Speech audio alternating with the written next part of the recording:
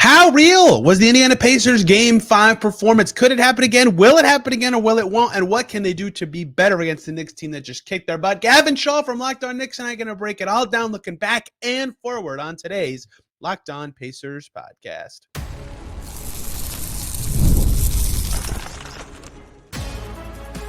You are Locked On Pacers, your daily Indiana Pacers podcast, part of the Locked On Podcast Network, your team every day. What up, y'all? Happy Thursday, and welcome into another edition of the Locked On Pacers podcast, where we, of course, talk about the Indiana Pacers. As always, my name's Tony East. I cover the team for Forbes and SI, and today, another crossover, breaking it all down with Locked On Knicks. First time since before the series. We got a lot to talk about. 3 games worth of stuff, and a big Game 5 where the Knicks really flexed their muscles and looked like the physical rebounding team that everybody thought they would be often in this series. How real was that game for the Pacers, though, who did a lot of stuff terribly in that game? Haliburton never got going at all. Why? Can he get better in the next game? That's obviously very pivotal in Game 6. 2 days off, so a good time to catch up on all the key topics of Pacers Knicks with, of course, Locked On Knicks host Gavin Schall. We did a good job, I think, before the series, getting you prepped, and I think we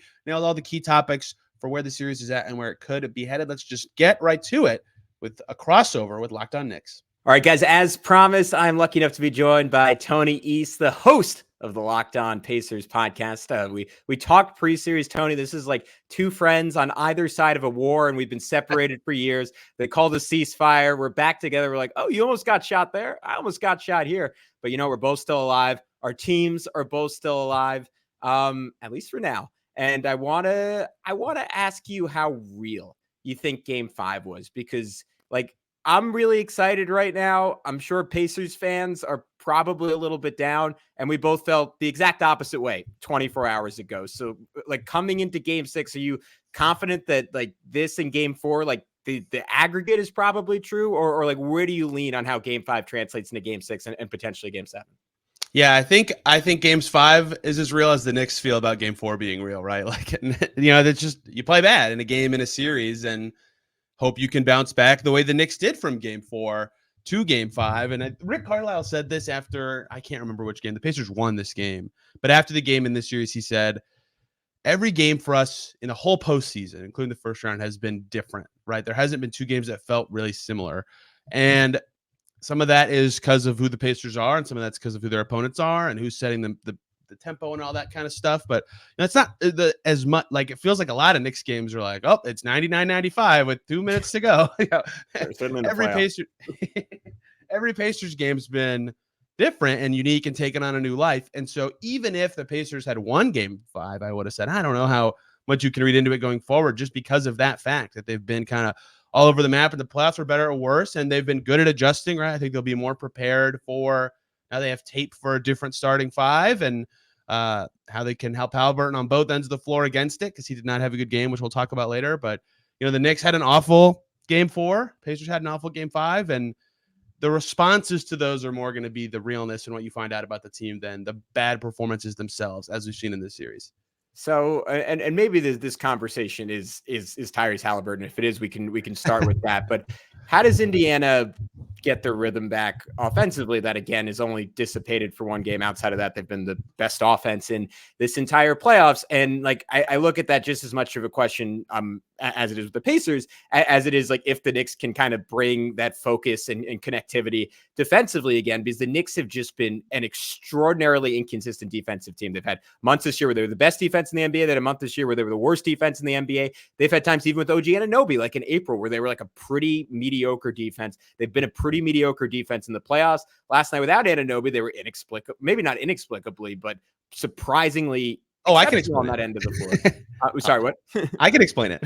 Yeah, you can explain it. Every rebound for the whole game. That helps. And, like, and certainly, like, the shot disparity is, like, maybe where you have to start. And, like, obviously that a lot harder to score a lot of points if you're not taking a lot of shots. And Indiana tried, because they were cooking from 3, started up 11 for 19 from 3. We're taking more free throws than the Knicks. We're making all their free throws, and yet could not stay in this game because of that shot disparity. So I'm assuming that is your biggest focal point, even more so than anything Haliburton specific. Yeah, my entire lead segment after Game 5 was the rebounding, because The difference in field goal percentage, 3%, you can overcome that if you have more possessions or you make more free throws. They did make more free throws and they took more. They shot a better percentage from 3, but they took 29 fewer shots. Hard to win that way. Like, that's insane. That's like a quarter of a game.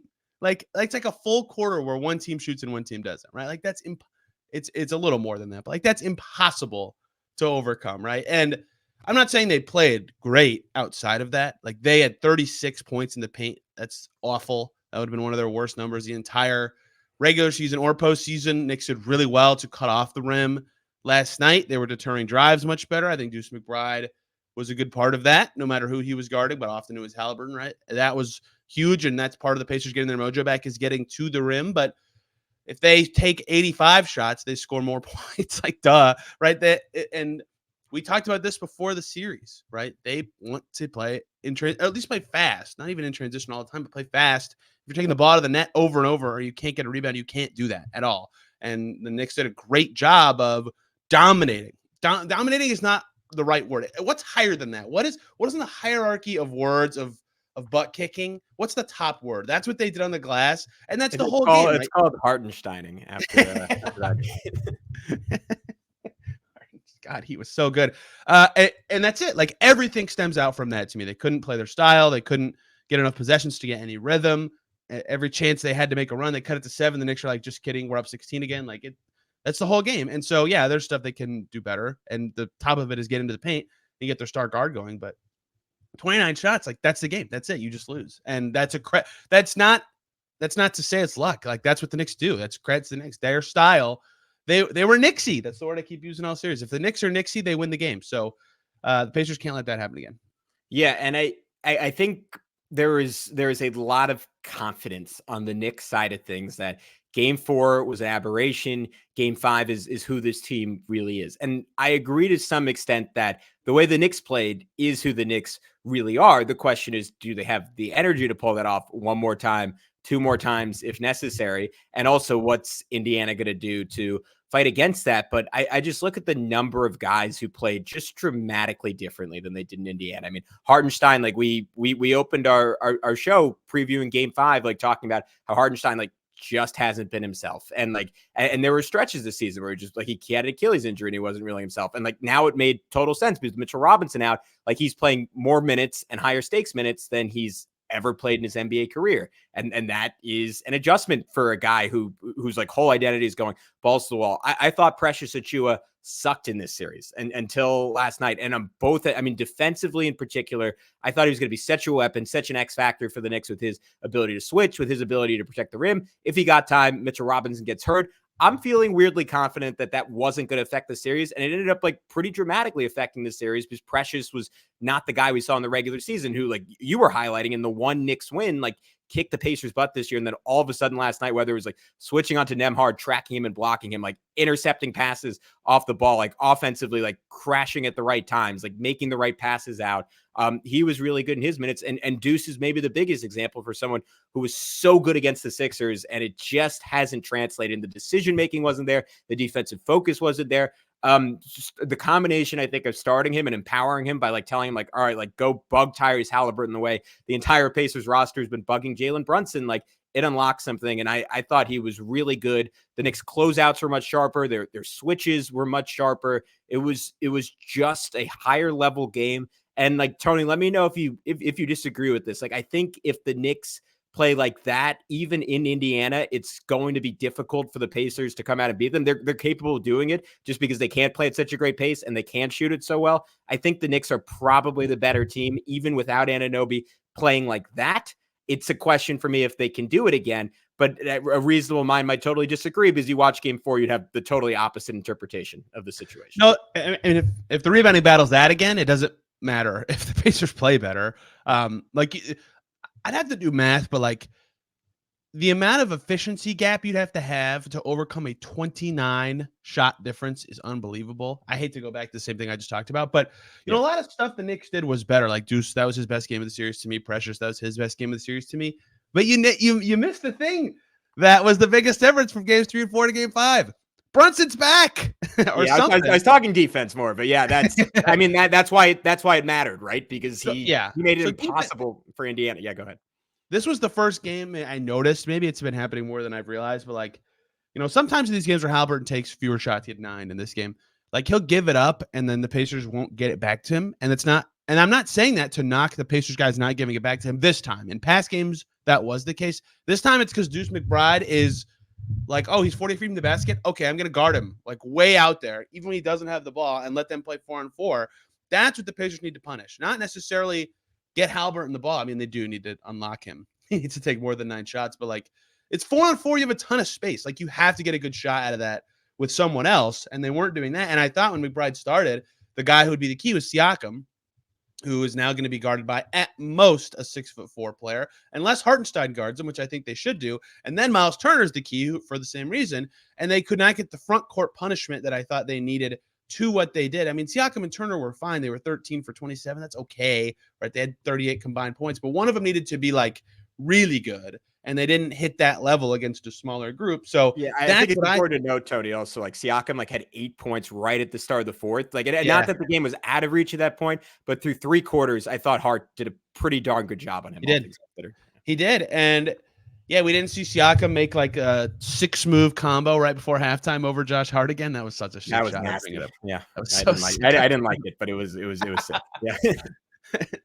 But either way, like that's what they'll need Haliburton has to be better. Like we'll get there, but they need a front court guy to dominate that. Like that's a huge size disadvantage, right? And Josh Hart plays bigger than his height, but there's like you're still that size. Like there's still only a certain level of contest you can have. So I agree with you that defensively that did work and disrupt the Pacers in a meaningful way. But yeah, the biggest difference beyond the rebounding was Jalen Brunson took 35 shots and they were all really good. And he's really hard to guard. All right, so let's talk about him next on Locked On Knicks and Locked On Pacers. We'll get into Brunson and what adjustments Indiana can have to maybe contain him just a bit better than they did. Passion, drive, and patience, the formula for winning championships, is also what keeps your ride or die alive. eBay Motors is everything you need to maintain your vehicle and level it up to peak performance. Superchargers, roof racks, exhaust kits, LED headlights, and more. Whether you're into speed, power, or style, eBay Motors has you covered with over 122 million parts. For your number one ride or die, you'll always find exactly what you're looking for with eBay Guaranteed Fit. Your part is guaranteed to fit your ride every time or your money back. Because with eBay Motors, you're burning rubber, not cash. With all the parts you need at the prices you want, it's easy to make your car the MVP and bring home huge wins. Keep your ride or die alive at ebaymotors.com. Eligible items only. Exclusions apply. eBay Guaranteed Fit. Only available to U.S. customers. All right, Jalen Brunson, battle the point guards. It's sort of lived up to the hype, except for the fact that they've been good in different games. Like game 1 was Brunson. Game 2 was kind of both of them. Game 2, and then game 3, Brunson gets hurt. Haliburton's incredible. Brunson's really good down the stretch. Not quite enough. Game 4 totally goes to Haliburton. Game 5 totally goes to Brunson. To me, he looked, and I've heard everyone say today, like I saw a tweet like when you play bad, you're hurt. When you play good, you're healthy. And I do get that. I do get that. I disagree in this series that's been keep going. For Haliburton, that has not been the case. And I don't think it's been the case for Jalen Brunson either. Like I think he legitimately was healthier. Like Brian Windhorst in his recap of game 4 had the stat from Second Spectrum that Brunson was getting 2.5 inches less of average air on his jumper. And I thought it was noticeable, like his acceleration, his decel, his ability to just like beat multiple guys and like jump through the air and do like an up and under layup 35 minutes into his night on like his 31st shot. Like it just all looked a lot better to me. He seemed sharper. And he wasn't short on his jump shots anymore. And I thought like what was telling was that like Aaron Nesmith, who looked so good against him in game 3 and 4, was still pretty clearly the Pacers' best option. And like Brunson had like 1 or 2 plays where he just absolutely toasted him. I was like, all right, that was more representative of at least what I saw in the matchup between those two in the regular season. I know Tyrese Haliburton coming out of that game, like he was saying like a lot of it's on him, like where the Knicks found a ton of success was Deuce McBride setting screens, like finally like or Jalen Brunson like screening for Deuce and like forcing Haliburton like into the action, like forcing him to double the ball. And Haliburton was coming out and saying I just wasn't good enough doing that. Like there were times in the first half where he split it or I didn't get a good enough trap. And Brunson was able to do exactly what he wants to do in those situations, which is generally drag it out, typically to the left side, whip it back to the middle and let the Knicks play 4-on-3. Tony, this is unofficial, but I count in the first half 5 for 5 shooting. When Jalen Brunson passed out of a double team for 12 total points, the Knicks were just hyper efficient every time the Pacers doubled him. Haliburton noted that it got better in the second half. I agree. I think the Knicks were able to pick on that a little bit less. There were other factors that ultimately made that irrelevant, namely the Pacers offense, taking a big dip. And we didn't even mention this when talking about the defense, but Indiana in this game had a 7-minute stretch in the third quarter after that Myles Turner barrage where they had just 1 point. And then obviously some of this was garbage time, but only scored 5 points over the last 9:45. But I did think the defense in the second half was closer to what they needed, with their normal offense to compete in this game. I guess this is all a very long-winded way of asking you, what, if anything, are the answers at this point for Indiana guarding Jalen Brunson? Yeah, it's funny you bring up what Tyrese said about the defense, because I asked him that. I thought in the first half that was there you go. I thought that was very telling how often he was involved in what they were doing. And of course, Brunson had over 40 points again and took a bunch of shots. He got going. What I'm about to say is not to take that away from him. But the other part of it that mattered was in games 3 and 4, was it game 2 or game 1 where Hartenstein led the Knicks in assists? I think it was game 2. I think it was game 2. Yeah. Yeah. He would pop up at the top of the key and he's just outside of his floater range, but it's 4-on-3. He's a great passer. You have to respect him because he's just one dribble and does the shot that no one has a good name for, but it always goes in.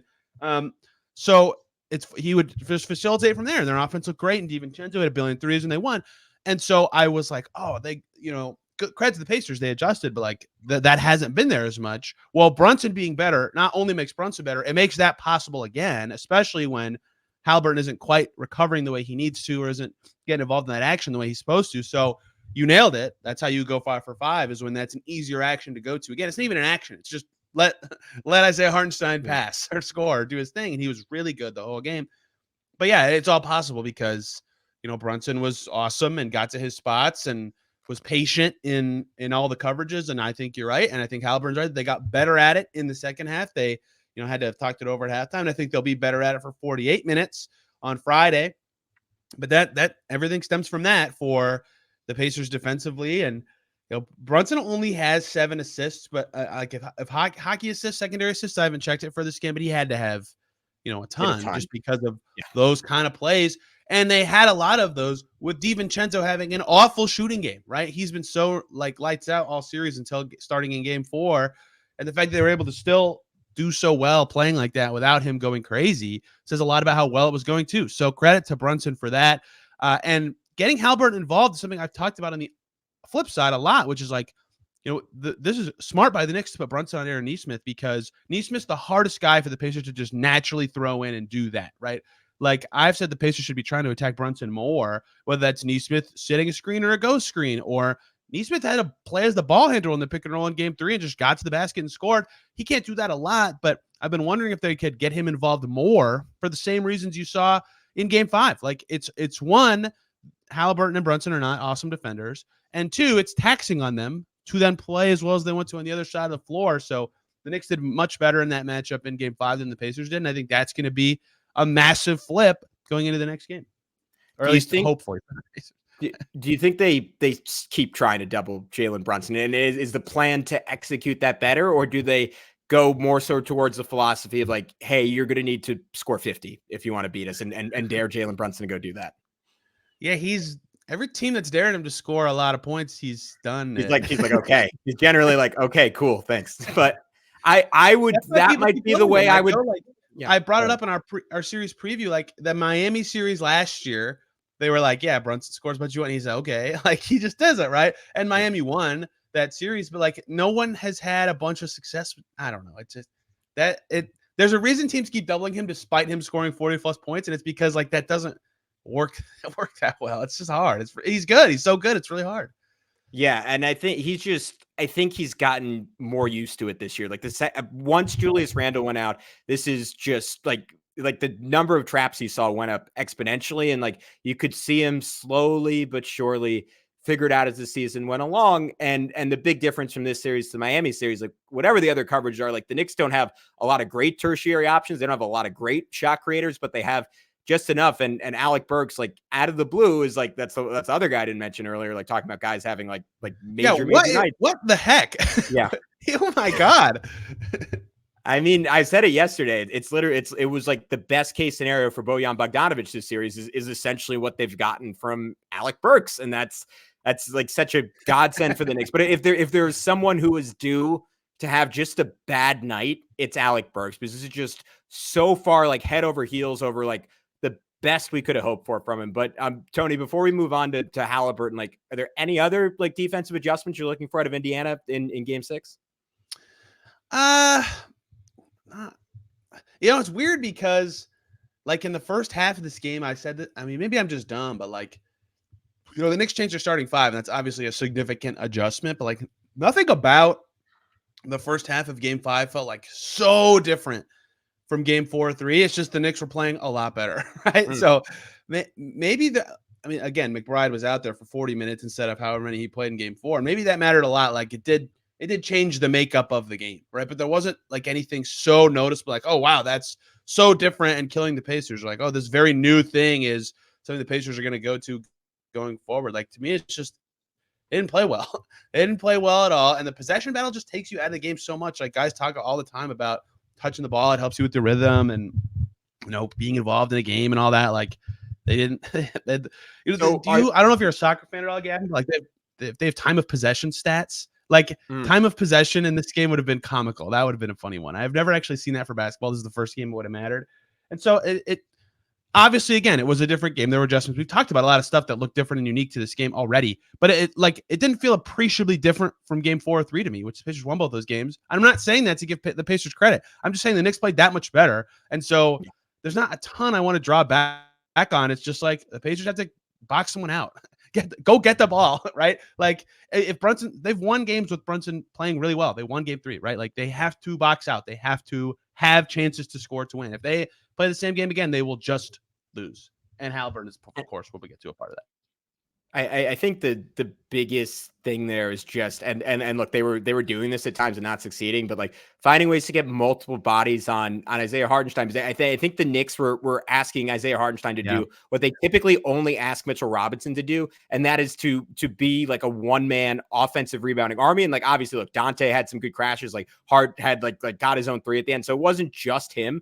But they wanted that a lot more because like they needed to get back and slow down Indiana in transition. It's been such a nightmare for them, like finding the right matchups and like not having 3 guys on Tyrese Haliburton. And some of that was just like essentially taking game 4 off and clearly being refreshed mentally in this game. But I also think a big part of it was just getting more guys back on defense. And I think if Indiana, like especially early in the game, can just fixate on like blocking out Tyrese Haliburton, it'll get closer to the trade-offs we talked about in the previews for the series, where like other guys might crash for the Knicks, and there might be plays where they succeed doing that, but there are going to be plays where Indiana gets the rebound and then gets easy buckets going the other way. I think the challenge for the Pacers is like, it's counterintuitive, as you would assume the Knicks are a much better offensive rebounding team with Precious Achiuwa on the floor than with Deuce McBride on the floor, but it's much you're just a longer amount of space you have to cover when you're coming off Deuce McBride at the 3-point line than when Precious is out there, and like you have one big whose foot is always parked in the paint. And I think that was part of the brilliance of that adjustment for the Knicks. The distance you cover, and the other part of this that I talked about is, what's hard to do is like when you're scrambling defensively in a 4-on-3 to figure out who you're supposed to box out, like who's actually your guy. So if the Knicks get the shot up quick when that defense breaks down, there's like 1 second where everyone does this. A lot of people are listening and not watching, so they couldn't see that I just looked backwards over my shoulder. Like, it was a very dramatic turn. I want to say it was like theatrical, but that moment matters, right? Like a split second matters a great deal. Like you get run past, or Isaiah Hartenstein gets position on you in that minute or second, whatever. So that is credit to the Knicks too. Like getting the shot up quick after the defense rotates helps with rebounding, and the Nuggets have been great about that for years, and you're really seeing it in this series come to fruition as well. All right, so let's take one more break and talk about a legacy game for Tyrese Haliburton. That might be melodramatic. He's not my guy, so I can say it. You might not agree with that, but I'm throwing it out there. Legacy game for Tyrese Haliburton. This next segment is sponsored by BetterHelp. We all carry around different stressors, some big, some small. When we keep them bottled up, it can start to affect us negatively. But therapy is a safe space to get things off your chest and to figure out how to work through whatever is weighing you down. Therapy benefits so many people who have had wonderful experiences. It can be helpful for learning positive coping skills or setting boundaries. It empowers you to be the best version of yourself. It's not just for people who have experienced major trauma or something similar. If you are thinking about starting therapy, give BetterHelp a try. It's entirely online, designed to be convenient, flexible, and suited to your schedule. You just fill out a brief questionnaire to get matched with a licensed therapist and switch therapists at any time for no additional charge. Get it off your chest with BetterHelp. Visit BetterHelp.com/LockedOnNBA today, and you'll get 10% off your first month. How about that? That's BetterHelp, HELP.com/LockedOnNBA.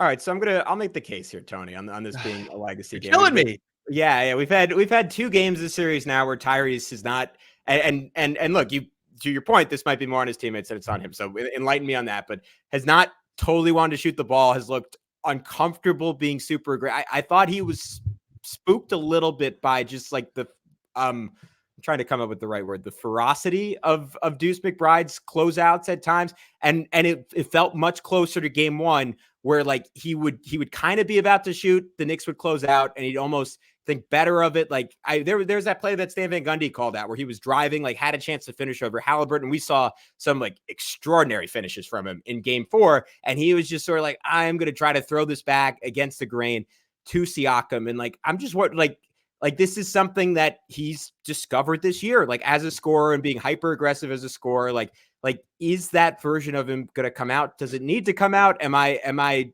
dramatically misjudging what's happening for the sake of a fun narrative here? Like tell me about it. Like what do you look at in this game 6 from Tyrese Haliburton, who I should note, first playoff run, 24 years old. Jalen Brunson was not this good in his first playoff run. So there's a lot of, there are mulligans there that are logical and reasonable, but I'm being a little bit of a jerk. What do you think this game means to him, and how do you think he can perform a little bit better?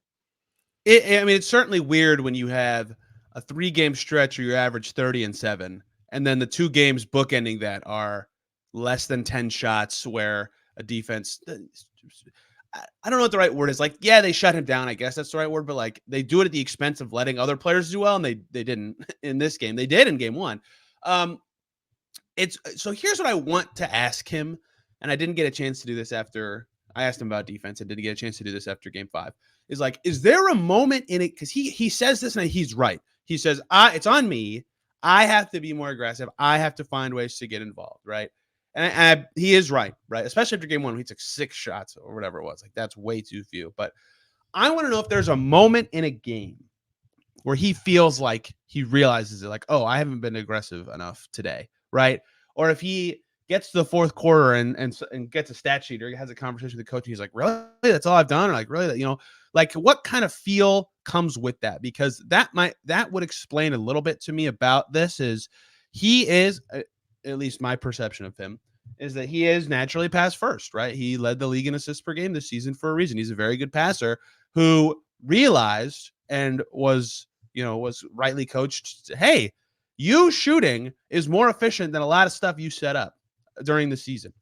And so it's like a battle internally for a lot of players like him. Luka is very much thinks he's pass first, and Giannis thinks he's pass first, of like trying to get their teammates. It's so funny to call Luka pass first, but anyway, like trying to get other guys to touch the ball versus being like, okay, I have to do it. Right. And so I wonder how much in games that happens to him, where it gets to like the 3rd quarter, the middle 3rd quarter, and it's like, he's like, wait, I've taken 6 shots or something like that, where he sees there's a good matchup, like Josh Hart having 5 inches down on Siakam or something like that, for example. And that's, Josh Hart did well in that matchup in this game. And so he, takes too long trying to get to that too much, or he realizes Deuce McBride's guarding him a certain way, so he's trying to let the rest of his team win 4 and 4. There's just a lot of reasons that, I wonder when he notices in a game and how much it affects what he does for the first however long. That said, it can't happen, right? Like after game 1 of the first round series, it was like, yeah, the Pacers can beat the Bucks if he is a positive, but only takes 6 to 10 shots. They won game 2 of that series on the road. Their only road win in the postseason. I think he took 10 shots that game, right? They can win that way against Milwaukee. But I said after that game, a lot of people said, if they're going to beat the Knicks or have a chance against anyone better than the Knicks, he has to be much better than that and take more shots than that and be more aggressive. And we saw that in the middle of the series, and we didn't see that last night. So I think it's possible they win if he is in the 10 to 12 shot range, if he's guarded the way he was guarded last night, and he's still getting the right players involved at the right times, whether that's Siakam with the mismatch or just keeping the ball moving. Their ball movement was not good at all. I think they went 24 assists. Like, that's pretty low for them. But also he just has to find ways to get himself more involved than that. And some of that's a little bit on his teammates, but I think it's a lot of it is on him. And he always says it's on him. So that was a very long answer. I apologize. I disagree that it's a legacy game.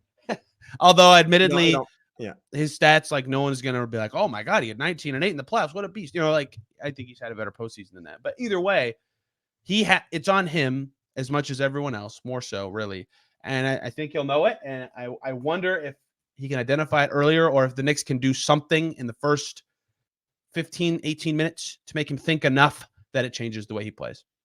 Tony, I just want to be clear. I'm just trying to needle him. I want him to listen at the 29-minute mark of this podcast to be like, you know what, F Gavin Schall. I'm going to go out there and take 50 shots tonight. That is what I'm trying to do here.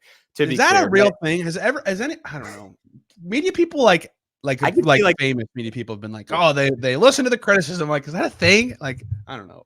I could see like Jordan doing it just as like a self-motivation tactic, but like probably in like a regular season game, not so much in like a. You know what motivated me as an NBA player? Yeah, getting paid to play well, not someone else telling me I'm not playing well. So yeah, it's obviously huge, and like, I don't know what you think, but I would say the point guard that has played better, their team has won every game of the series. Would you agree with that? Yeah, game two is a toss-up, but I would say that's true. Game two is a toss-up. Yeah, I think it's been close enough to true to call it a point. But I was just gonna say, like, I think this is the holdup with Tyrese Haliburton, where the fact that he is like such a brilliant basketball mind, gets in his own way. To me, the definition of a star is a guy who defies basketball logic and it works for the better for his team. And I think Tyrese, and this is all, like, in his own way, what makes him a star is that, like, he understands basketball logic to the nth degree, like far more than any 24-year-old a couple years into his career has any business understanding it. And because of that, like, it's hard for him to see Pascal Siakam, to your point, at 6'8" on Josh Hart 6'4", and say, like, that is not the right person to go to almost every single time. And like, he almost has to shake that out of his head, because like, he is that talented of a scorer, that talented of a shooter, and just say, screw it. Like, and like Jalen Brunson, like, I don't think Brunson has ever had that issue for a second in his life. Like, he walks into every gym being like, now, like, the best shot is me taking the shot. And if I'm forced not to, like, I know the right reads, I know the right plays to make, and I can do that. But that is the core difference between the two of them. And it's counterintuitive to what you think of a point guard being, but like, it works for each of them in their own way. And I wonder, like, for Haliburton, it certainly is a balance. And then the other thing that, like, just like a full circular point here, like, is Indiana just has to get into earlier offense. For them to get into earlier offense, like, they have to much earlier. They have to push. But like, that ball movement you're talking about, that passing, that flow you're talking about, like, we saw long stretches where they were totally out of that flow, and it just all goes back to the rebounding. Final question I had for you. Why aren't we seeing more TJ McConnell? Will we see more TJ McConnell? And as much as, like, I think some Knicks fans are saying, like, all right, like, it's a little overblown, like, screw this guy. And like, I agree in the sense that, like, I don't think he's like necessarily the matchup issue for Jalen Brunson defensively, like trying to guard Brunson that the announcers have made him out to be based on a fairly small sample size. I do think he's guarded him decently. And I think the bigger thing is just like what he brings to the table offensively. And I'm kind of confused at times, like, what Rick Carlisle thinks he's getting by having Andrew Nembhard in there instead of him. And maybe it's as simple as like slightly better spacing, because the Knicks have to respect his shot a bit more. Yeah, I like you think it's been McConnell's defended Brunson. Game 2, was it game 2? Game 2 is the only time any Pacer has actually frustrated Jalen Brunson for any stretch of game. It was early second half McConnell on Brunson, and he figured it out. But like, as good as that has been at times, is really the best option the guy that Jalen Brunson actually can see over? Like, is that really the move? And so you nailed the answer in part of your question is, yeah, he's playing very well at his best this series. Like, every fan base says something like, oh, McConnell plays so good against us. No, he does this to everybody. Yeah, this is really good. Yeah. But is like, who's out if he's in, right? And it's not just that. It's not Haliburton, duh, right? So it's Nembhard or Nesmith, because Siakam, once you get to Siakam and Turner, it's too small. And so if it's one of those guys, well, if it's Haliburton and McConnell together now, what limitation do you have offensively if McConnell's taking it up and Haliburton doesn't have the ball, right? That already changes what you're doing. Or the other way around, if Haliburton has the ball, McConnell's made some threes in the series. He's a better shooter now than he ever was before, but no one gets playoffs. No one guards him, right? Like for a reason. So you nailed it with the Nembhard part. It's like, who do you take out? And is that trade-off of better defense, if you even get it, because Brunson just kills everybody, worth it for what could be, not guaranteed to be, because they have had success with McConnell and Haliburton together this season, but could be decreased offense. The best spots for McConnell, as you've seen all series, is when he's the one and Pascal's the four. That's a lot of ball handling. It's a lot of offensive talent for a second unit. That's good defense for a second group. Those bigger groups with Siakam plus the center plus Toppin have been great. When they go small now, whenever Jericho Sims is in there for some reason, or when pressure's at the 5, those units have been great. But it's really hard with the starters to get him in there, and that's why there's like an odd cap on his minutes. I did say after game 2, I think he should play a little more, but I don't know exactly how they do that without cooking up too much of what they're doing, because if it gets solved, then it causes more problems than it solves. But maybe if you're desperate in game 6, they play him 25, 26, something like that minutes, and hope those 4 minutes aren't just the Knicks being like, oh, this is easy, we've got this right away. He spooks me every time he's on the I just don't. I'm happier when he's on the bench, and as someone rooting for the other team, that is probably the best compliment I can give a player. MSG, I've had a great time in there. I love the exasperated Knicks fan sound when TJ McConnell scores. It is unlike any other player on the Pacers scoring. I can't explain it. Well, they just don't believe their eyes. I think they're like, what are you like? And it's like obviously like Dante DiVincenzo is bigger and stronger, but if it's just a white guy thing, like you've watched Dante DiVincenzo be great all year long, like you can't not believe that. But I don't know. The organ shuts off. They cut to Bobby Flay on the sideline. The fans are watching, and the shortest guy in the court wiggles out of paint, hits some 8-footer. Oh, come on. It's awesome. It's been very fun. Yeah, and then the Knicks won by 30. Well, maybe we'll get one more experience with that. We will find out. He's Tony East. I'm Gavin Schall. We'll talk to you soon on Locked On Knicks and Locked On Pacers.